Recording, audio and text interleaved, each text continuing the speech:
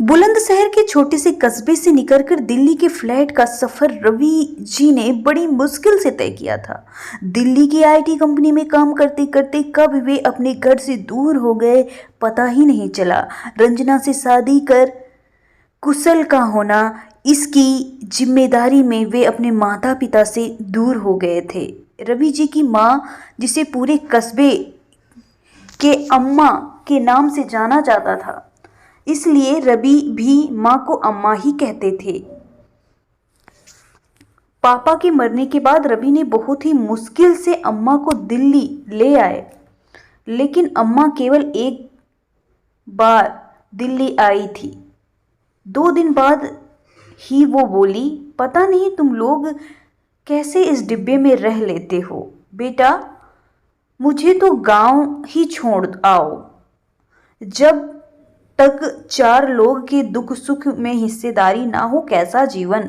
यहाँ तो कोई एक दूसरे से बात ही नहीं करता। रवि के बहुत समझाने की कोशिश के बावजूद भी, अम्मा तुम्हारी वहाँ देखभाल कौन करेगा? ये सुनकर अम्मा ने कहा, पूरा मोहल्ला खड़ा हो जाता है मेरी खांसी सुनकर। मोहल्ले की सारी बहुएं अपनी सास से ज्यादा मेरा ध्यान रखती हैं।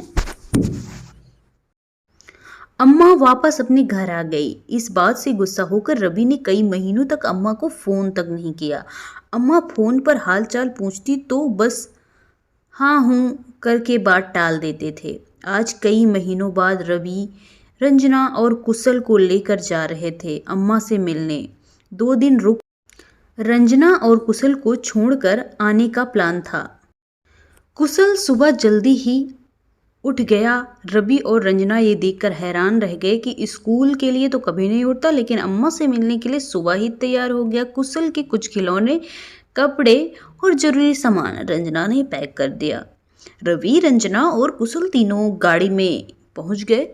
अम्मा को सरप्राइज देना चाहते थे क्योंकि अम्मा भी ज़्यादा बात नहीं करती थी। रवि के व्यवहार से गुस्सा थी। कार जैसे ही घर पहुंची, कुशल झट से उतरकर भागा और घर में घुस गया।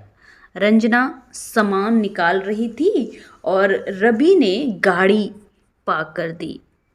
कुशल पुकारता हुआ अम्मा जी चिल्लाता हुआ घर में गया। अम्मा जी घर के बड़े से आंगन में मसाला पीस रही थी। कुशल को देखकर बोली, मेरा राजा बेटा, आज कैसे अम्मा की याद आ गई? रुक, अभी हाथ धोकर आती हूँ। ये कहकर वे सिल को समेटने लगी, फिर सिल बट्टे को धोने लगी। तभी रंजना और रवि आंगन में आ चुके थे। रंजना ने अम्मा के पैर छुए। अम्मा ने बहू को गले लगा लिया। रवि भी आगे बढ़कर अम्मा के पैर छूने तो वो बोली, जा, मैं तेरे से नहीं बोलती, बड़ी नाक ऊंची करके घूम रहा है। रवि ने कान पकड़ते हुए कहा, छोड़ो अम्मा, अब माफ़ भी कर दो, कितना मन था तुम्हारे साथ रहने का।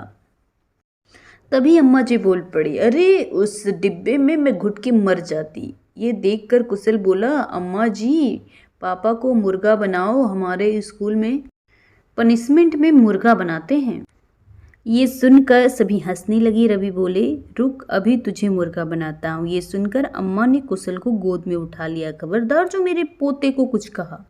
रंजना रसोई में सबके लिए चाय बनाने लग गई। अम्मा जी कुशल से बातें करने लगी। रवि आंगन में पड़ी चारपाई पर लेट गए। इसी तरह मिलते जुलते 2 दिन करीब बीत गए। रवि वापस दिल्ली आ गए। 8 दिन के लिए रंजना और कुशल अम्मा जी के पास छोड़ दिया गया। अम्मा जी शाम को कुशल को लेकर निकल जाती। पूरे मोहल्ले हर छोटा बड़ा उन्हें झुककर प्रणाम करता। बहुएं पैर छूती। अम्मा जी पूरे मोहल्ले का हाल चाल पूछती।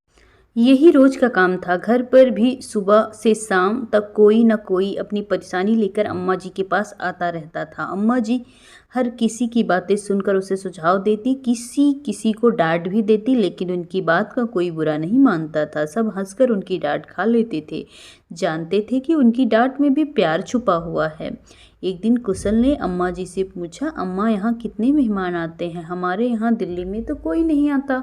अम्मा जी बोली, तेरा पापा जैसे पैसे के पीछे भाग रहा है।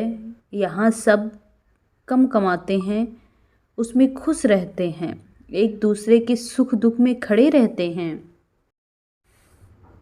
कुशल बोला, अम्मा क्या हम हमेशा यहाँ नहीं रह सकते? ये सुनकर अम्मा के चेहरे पर एक उदासी छा गई और वो बोली, बेटा ये तुम्हारा ही घर है, तेरे बाप को कौन समझाए? कल मैं मर गई तो वो इसे बेच देगा।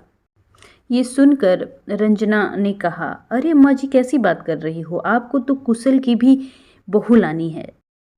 कुशल बोला, अम्मा जी बताओ कब लाओगी मेरे लिए बहू? अम्मा जी और रंजना दोनों हंस पड़े। फिर अम्मा जी ने कहा, चल शाम को ही तेरी बहू लाती हूँ, नहीं तो तू भी अपने बाप की तरह शहर में कोई ढूंढ लेगा। ये सुनकर कुशल बहुत खुश हुआ। चलो शाम को बहू से मिल जाएंगे। ना शादी का मतलब पता ना बहू का, बस बहू चाहिए थी। 10 दिन बाद रवि दोनों को लेने आए। अम्मा जी के चेहरे पर उदासी छा गई। अम्मा जी बोली, अब कब आएगा? रवि ने कहा, अम्मा छुट्टियों में ही आते रहेंगे। ये सुनकर अम्मा की आंखें नम हो गई। मेरी छुट्टी पर जाने से पहले आ जाना। ये सुनकर रवि बोला, अम्मा ऐसी कैसी बात करती हो? कुशल ने रंजना को झकझोरते हुए कहा, अम्मा जी कहाँ चली गई? कौन ले गया उन्हें? रंजना ने कुशल को संभालते हुए कहा, बेटा वो भगवान के घर चली गई। अंतिम संस्कार करके जब रवि वापस आए तो कुशल उनसे लिपट कर पूछने लगा, अम्मा जी को वापस ले आओ पापा। रवि ने कुशल को गोद में लेकर बहुत प्यार से समझाया कि अम्मा भगवान जी के पास चली गई हैं। 13वीं के बाद जब शहर जाने के लिए सब गाड़ी में बैठ गए, रवि ने घर को ताला लगा दिया। गाड़ी में बैठने पर कुशल ने कहा, पापा अम्मा जी कह रही मेरे मरने के बाद तुम ये मकान बेच दोगे, क्या ये सच है? रवि ने कुशल को गले लगा लिया, नहीं बेटा हम ये मकान कभी नहीं बेचेंगे, बल्कि वहाँ से सब बेचकर यहाँ आएंगे। काश अम्मा का कहना मानकर उनके साथ रहता तो अंतिम समय में अम्मा के पास होता। दोस्तों इस कहानी से हमें ये सीख मिलती है कि जो हमारे बड़े बुजुर्ग कहते हैं वो सच होता है और माँ का प्रेम दुनिया में सबसे अनमोल चीज़ है। इसलिए हमें अपनी माँ की बात ज़रूर माननी चाहिए, क्या पता कब तक साथ है।